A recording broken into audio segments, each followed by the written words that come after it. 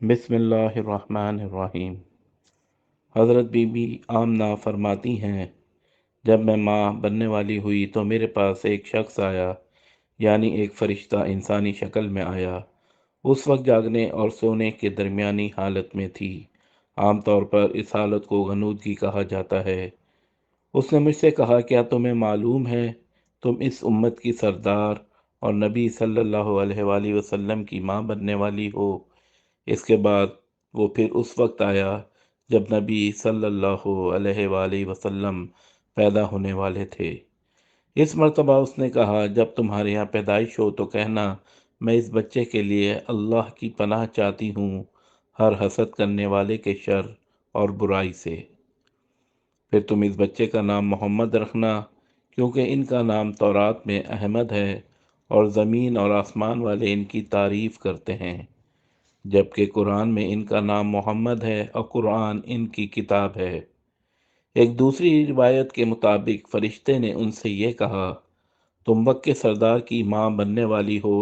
اس بچے کی نشانی یہ ہوگی کہ اس کے ساتھ ایک نور ظاہر ہوگا، جس سے ملک و شام اور بصرہ کے محلات بھر جائیں گے۔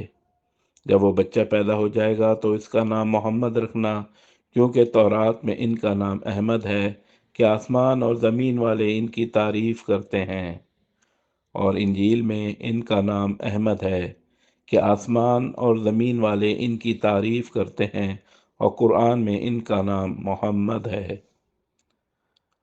حضرت عبداللہ کے چہرے میں جو نور چمکتا تھا، شادی کے بعد وہ حضرت آمنہ کے چہرے میں آ گیا تھا۔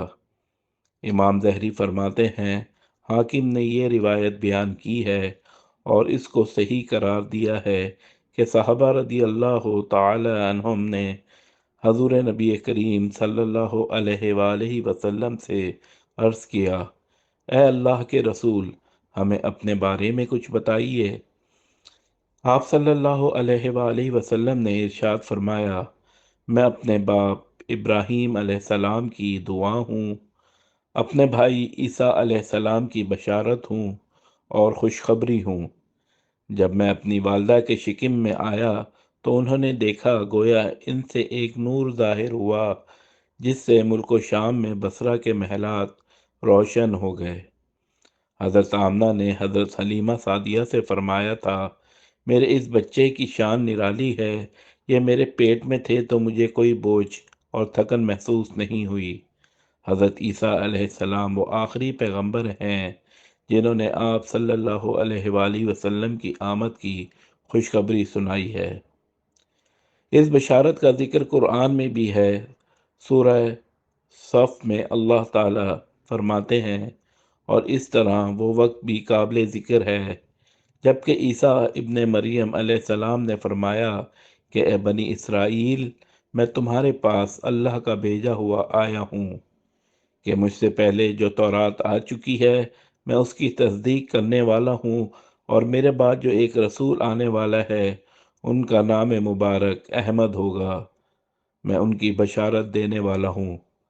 اب چونکہ حضرت عیسیٰ علیہ السلام یہ بشارت سنا چکے تھے، اس لیے ہر دور کے لوگ آپ صلی اللہ علیہ وآلہ وسلم کی آمد کا بے چینی سے انتظار کر رہے تھے۔ ادھر آپ صلی اللہ علیہ وآلہ وسلم کی پیدائش سے پہلے ہی حضرت عبداللہ انتقال کر گئے۔ سابقہ کتب میں آپ کی نبوت کی علامت یہ بھی بتائی گئی ہے کہ آپ کے والد کا انتقال آپ کی ولادت سے پہلے ہو جائے گا۔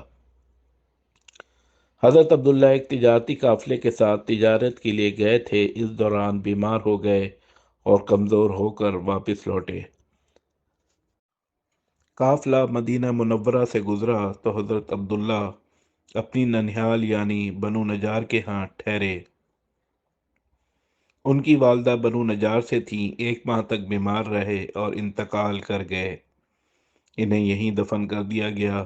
تجارتی قافلہ جب حضرت عبداللہ کے بغیر مکہ مکرمہ پہنچا اور حضرت عبد المطلب کو پتہ چلا کہ ان کے بیٹے عبداللہ بیمار ہو گئے ہیں اور مدینہ منورہ میں اپنی ننھیال میں ہیں، تو انہیں لانے کے لیے عبد المطلب نے اپنے بیٹے زبیر کو بھیجا۔ جب یہ وہاں پہنچے تو عبداللہ کا انتقال ہو چکا تھا۔ مطلب یہ کہ آپ صلی اللہ علیہ وآلہ وسلم اس دنیا میں اپنے والد کی وفات کے چند ماہ بعد تشریف لائے۔ جزاک اللہ۔